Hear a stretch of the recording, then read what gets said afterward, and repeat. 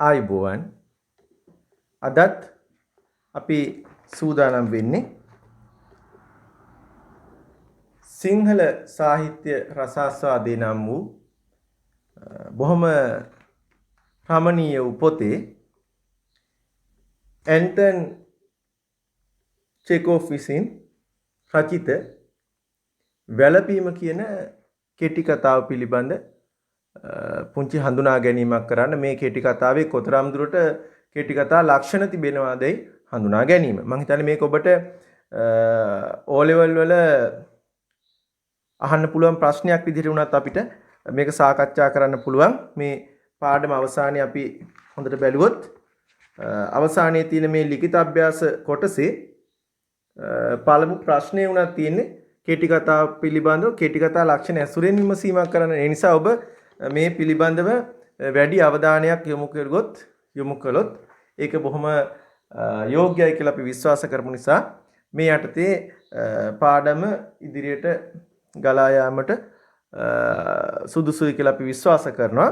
ඒකම මම ඔබට මේ සියල්ලට කලින් තවත් එක යෝජනාවක් කරනවා.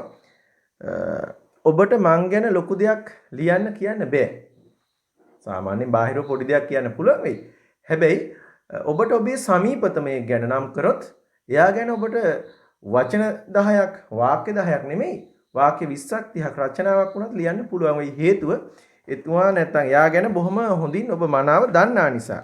ඇයි මං එහෙම කිව්වේ?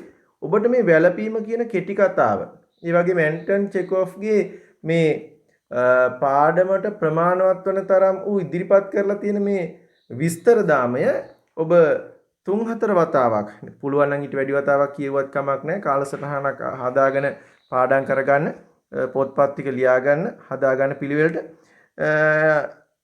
මේ දේවල් ටික කීප වතාවක් මනාව සටහන් තබා ගනිමින් පාඩම් කරගත්තොත්, ලියාගත්තොත් ඔබට මං හිතන්නේ මේ පාඩම බොහොම අතැඹුලක් වාගේ වෙයි. තවත් එක දෙයක් කියන්න තියෙනවා. විභාගයට අපි සූදානම් වෙනකොට පාඩම් කරනවද? පාඩම් කරන එක හොඳයි. හැබැයි අපෙන් අහන්නේ පාඩම්ද? නෑනේ. ඒ නිසා හරියට නිකන් හුසේන් බෝල්ට්ගේ ක්‍රීඩාව තමයි දුවන එක. එයාගේ ඉසව් ඉවෙන්ට් එක තමයි දුවන එක. එයා පුහුණු වෙන්න ඕනේ කොහොමද? එයා දුවලා තමයි පුරුදු වෙන්න ඕනේ. එයා රනින් කරන්න ඕනේ. එයා ස්විමින් කරලා හරියන්නේ නෑනේ. පිහිනීම් කරලා හරියන්නේ නෑ. ඒ නිසා ඔබට තියෙන විභාගයට ගිහිල්ලා පාඩම් කරන්න නෙමෙයි. ඔබට තියෙන විභාගයට ගිහිල්ලා ලියන්න. ඒ නිසා ඔබ මේවා ලියා පුරුදු විය යුතුයි. ලියලා පුහුණු විය යුතුයි. ඒකත් මම අවධාරණය කරන අතරෙම ඔබට මම තව දෙයක් ඉදිරිපත් කරන්න කල්පනා කරා. මේ තියෙන්නේ සිංහල සාහිත්‍ය රසාස්වාදයේ ගුරු මාර්ගෝපදේශය. ඉතින් ඒකෙදි ඔබට වැදගත් වෙයි සිතෙන කොටස් කීපයක් ගැන මම පුංචි අවධානයක් යොමු කරන්න සූදානම්. ස්ක්‍රීන්ෂොට් එකක් ගහ ගන්න සූදානම් වෙන්න මෙන්න මේ කොටස. ඔය වගුවක් තියෙන ස්ක්‍රීන්ෂොට් එකක් ගහ ගන්න. හොඳයි. මම විශ්වාස කරනවා දැන් ඔබ මේ දේ කරන්න ඇති. ඒකම තවත් ස්ක්‍රීන්ෂොට් එකක් මෙන්න මෙතනින් ගහ ගන්න. වැළපීම කියන කොටස ඇතුළත් වෙන කොටස ස්ක්‍රීන්ෂොට් එකක් ගහ ගන්නකෝ. හොඳයි. එහෙමනම් එතන තියෙනවා මම අවධානය යොමු කරන්නේ මේ ඉගෙනුම් ඵල කියන කොටසට. දැන් වැළපීම කියන පාඩම ඇන්ටන් පවුලොවිච් චෙකෝව්ගේ මේ වැළපීම කියන පාඩම කියවූ ඔබ මෙන්න මේ ඉගෙනුම් ඵල ලැබිය යුතුයි. මේ ඉගෙන ගත්තට පස්සේ මේ පාඩම කියුවට පස්සේ ඔබේ ජීවිතේ මෙන්න මේ වෙනස වෙන්න ඕන. බලමු මොකද්ද කියලා. නිර්දිෂ්ට කෙටි කතාවේ පසුබිම විස්තර කරන්න ඔබට පුළුවන් වෙන්න ඕනේ. ඔබ මනාව මේක අවබෝධයෙන් අවධානයෙන් කියවුවොත් එක තැනකට වෙලා වෙන වැඩ කරන්නේ නැතුව කියවුවොත් මේක ගැන ඔබට හොඳ අවධානයක් එනවා. හොඳ අවබෝධයක් එනවා. ඒකම වැළපීම කෙටි කතාවේ කෙටි කතා ලක්ෂණ ඉස්මතු කර දක්වයි. දැන් ඔබට ඒකත් කරන්න පුළුවන් වෙන්න ඕනේ. ඒකත් මේ ඉගෙනුම් ඵලයක් විදිහට බලාපොරොත්තු වෙනවා. නිර්දිෂ්ට කෙටි කතාවේ අවස්ථා සම්බන්ධ ඉදිරිපත් කරයි. අවස්ථා සම්බන්ධයත් ඔබට ඉදිරිපත් කරොත් ඉදිරිපත් කරන්න පුළුවන් වෙන්න ඕනි. යම් අවස්ථාවක ඔබට පුංචි කොටසක් දුන්නොත් එහෙම ඒක කිව්වේ කවුද? කාටද කිව්වේ? මොන අවස්ථාවේදීද කිව්වේ? කියලා කියන්න පුළුවන් වෙන්න ඕනේ. එහෙම කියන්න පුළුවන් වෙන නම් මේක අපි කීප වතාවක් කියවලා පාඩම ෆැමිලියර් කරගන්න ඕනේ. ඉතින් දැන් අපි හිතමු මේ ඔබට වැඩිදුර දෙයක් කියන්න උත්සාහයක් දරන්නේ. මෙහෙම ගියොත් අපට හෙටවත් යන්න වෙන්නේ නැහැ. ටිකක් ඉක්මන් කරපන්. කොයි වෙලාවෙද ඔක කියන්නේ නැත්තේ. ඉතින් අපිට මේක ගෙස් කරන්න වෙනවා. ටිකක් ඉක්මන් කරපන්. වෙලාවට වැඩ කරන කෙනෙක්. ඒකම මෙහෙම ගියොත් අපට හෙටවත් යන්න වෙන්නේ නැහැ. ටිකක් ඉක්මන් කරපන්. ටිකක් විධානයක් දෙන කෙනෙක්. අපිට ඉතින් පොඩ්ඩක් ගෙස් කරන්න වෙනවා මේ වැළපීමේදී කීප දෙනයිනේ ඊයෝනට මුණ ගැහෙන්නේ. එක තමයි හමුදා නිලධාරියා, ඊළඟට තරුණයෝ 30 දෙනෙක් හම්බ වෙනවා, ඊළඟට හනරෙදි පෙරව අර ගෙවල් මුරකරු මුණ ගැහෙනවා, ඒකම නිදිමතේ ආපු තරුණයෙක් ගැන කියනවා, ඒකම අවසානයේ ආශ්‍රය. එතනින් කොයි කෙනා එක්කද මේක කියන්නේ නැත්තේ, කොයි කෙනාද කියන්නේ නැත්තේ අපිට හිතන්න වෙනවනේ.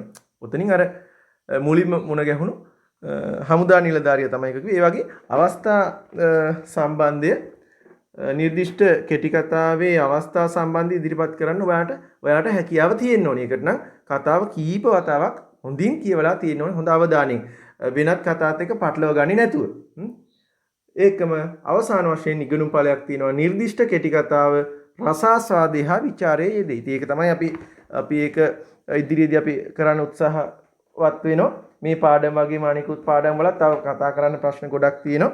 ඒ නිසා අපි රැඳී ඉන්න කියලා ඉල්ලීමක් කරනවා අපේ channel එක සමගත් දිගින් දිගට. ඉතින් අපි බලමු ජෝසප් බර්ග් එසන්වින් කියන විචාරකයා කෙටි කතාවක ලක්ෂණ කීපයක් හඳුන්වලා දීලා තියෙනවා. ඉතින් මේ කෙටි කතා ලක්ෂණ අපේ මේ වැළපීම කෙටි කතාවේ කොතරම් දුරට අන්තර්ගත වෙනවද කියලා බලමු. ඒත් එක්කම තවත් මෙන්න මේ දේත් පොඩ්ඩක් මතක් කරලා හිටියොත් හොඳයි කියලා හිතෙනවා. මේකේ තියෙනවා අපිට නුහුරු නුපුරුදු නම් සහ අවස්ථා සිද්ධි කීපයක්. ඒ තමයි මේ පියාපේ කතකයා ඉෝනා පොටපොෆ්. ඉෝනා අපේ කතකයා ප්‍රධාන චරිතය. ඒකම එතුමාගේ පුතා මියගිය පුතා කුෂ්මා යෝනිච් පොඩ්ඩක් වෙනස් නම්.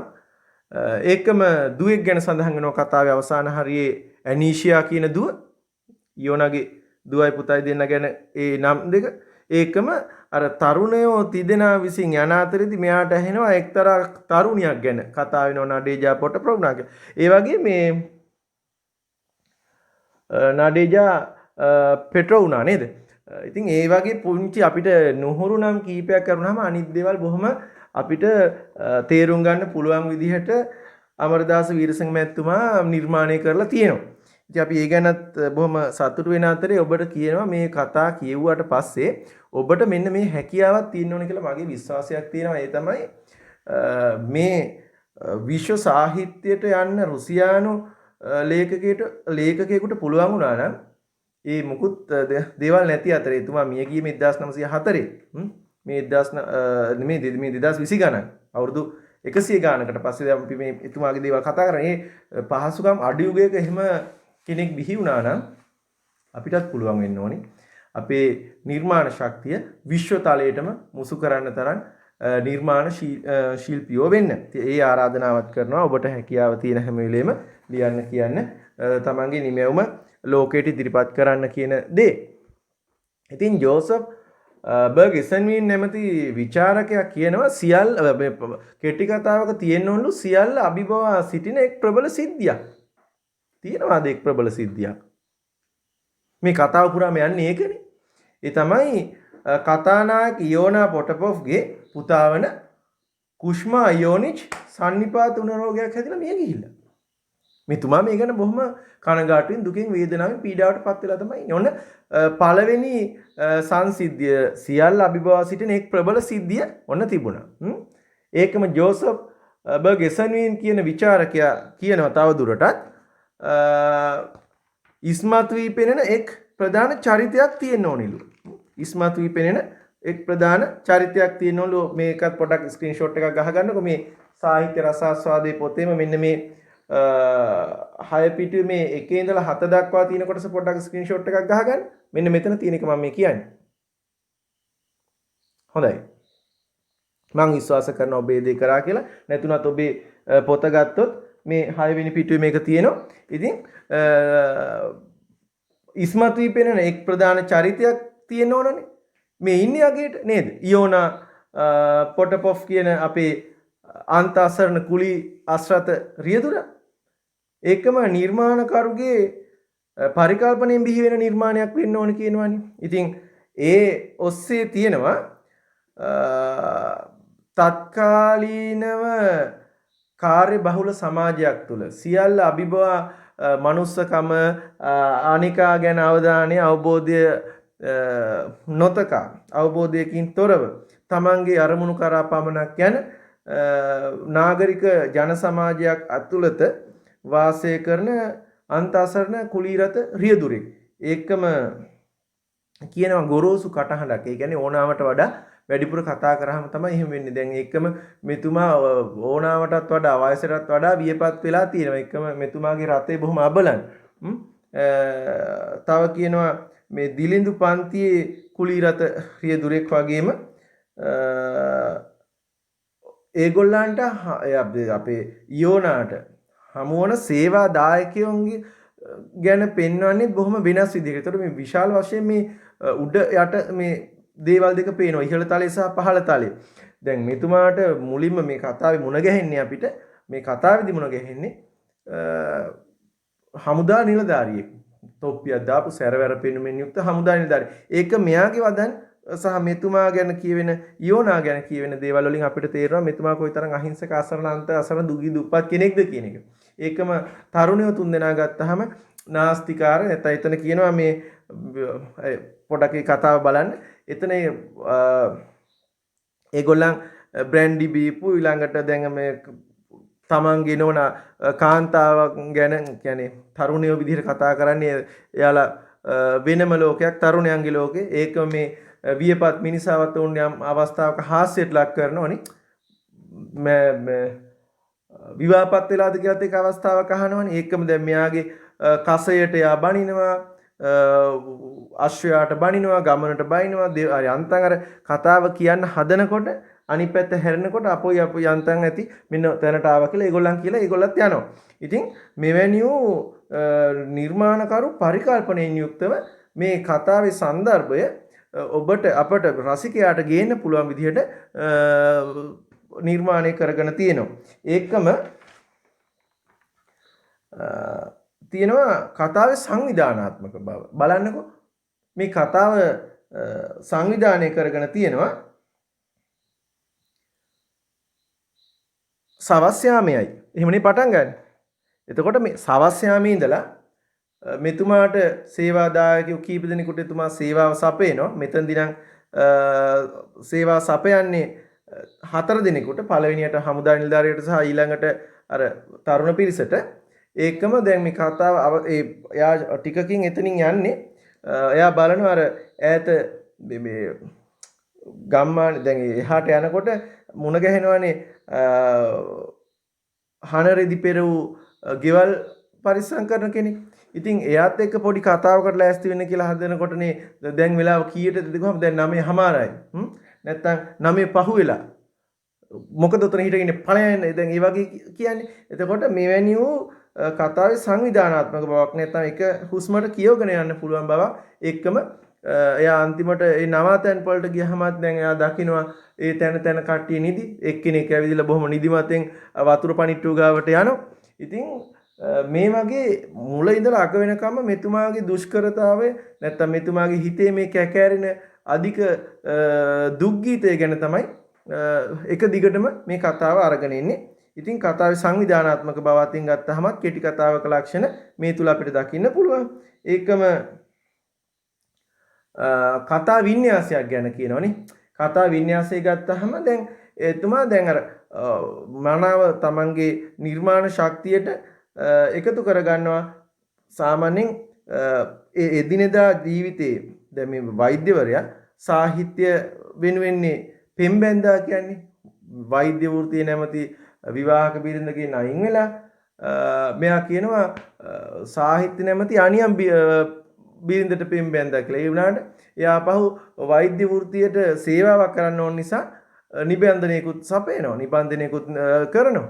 ඉතින් මෙතෙන්දි මේ ජීවන අත්දැකීමක් වෙන්නේ නැති එතුමා දකින්න අර දුගී දුප්පත් මිනිසුන්ගේ ඒ ශෝකාලාපය හඬක් නැති මිනිසුන් වෙනුවෙන් යම් හඬක් තමන්ගේ නිර්මාණය වෙනුවෙන් යොදා ගන්න තරම් මේ කතා වින්‍යාසය ගොඩනගා ගන්න ඇන්ටන් චෙකොව් සමත් වෙලා තියෙනවා. ඒකම මෙයා කියනවානේ කතා අවසාන හරියට තියෙනවා ගිහින් අශ්වයා බලන්න ඕනේ. යෝනා සිතයි. නිදා ගැනීමට ඕන තරම් වෙලා තියෙනවා. ඒ ගැන බය වෙන්න දෙයක් නැහැ. දැන් මේ වචන අපි දැක්කහම අපිට නිතරම සාහිත්‍යවේදියා වචනාර්ථය අභිභවා යන්නේ විය යුතුයි. දැන් මෙයා අශ්වයා බලන්න යන්නේ මොකක් හිතාගෙනද? නිදා ගැනීමට ඕන තරම් වෙලා තියෙනවා. මේ වෙනකොට 9 පහ වෙලත් පැය එකමාරක් ගියාට පස්සේ තමයි අදාළ තැනට ස්ථාලෙට යන්නේ. හැබැයි ඒ වෙනකොට 10:00මාරයිනේ. ඒතර නිදා ගන්න ඕන තරම් වෙලා තියෙනවා කියලා 10:00මාරට කියන කෙනෙක්. ඒ කියන්නේ යාර උදේ නැගිටින්න ඕන නම් නේද වේල ඇතුව නිදා ගන්න ඕනේ. ඒ වගේම මෙයා ඇත්තටම තේරුම් ගන්නවා මෙයා ගැන බලන්න කෙනෙක් නැහැ. මෙයාව බලාපොරොත්තු වෙන කිසි කෙනෙක් නැහැ. මෙයාට පිළිගැනීමක් දෙන්න කිසි කෙනෙක් නැහැ.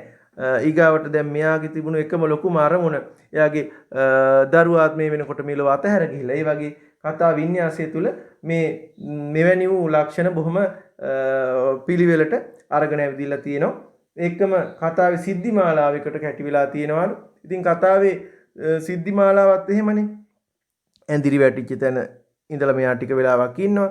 එතකොට එතනට එනවා එයාගේ සේවය ලබා ගන්න වැදගත් පැලැන්ති මහත්මයෙක්. ඊට පස්සේ එයා එතනින් යනවා එක්තරා ස්ථානයකට. එතන ගිහින් ටිකක් ඉන්නකොට ආපහු තව 3 දෙනෙක් එනවා. ඒගොල්ලන් ආසනයේට පොඩි බහින් බස් වීමක් වාගේ වෙනි පුංචි දෙයක් ගැන තියෙනවා. ඊට පස්සේ කතා කරමින් තවත් තැබෑරුම ගාවට යනවා. එතන ටික වෙලා දැන් ඒ වගේ මේ තියෙනවා කතාවේ එක දිගට ආපු සිද්ධිමාලාවකට කැටිවීමක්. කොයි වෙලාවකවත් අපි කතා කරුවා රසිකයව අතරමං කරන්නේ තැන තැන වෙන් කරලා.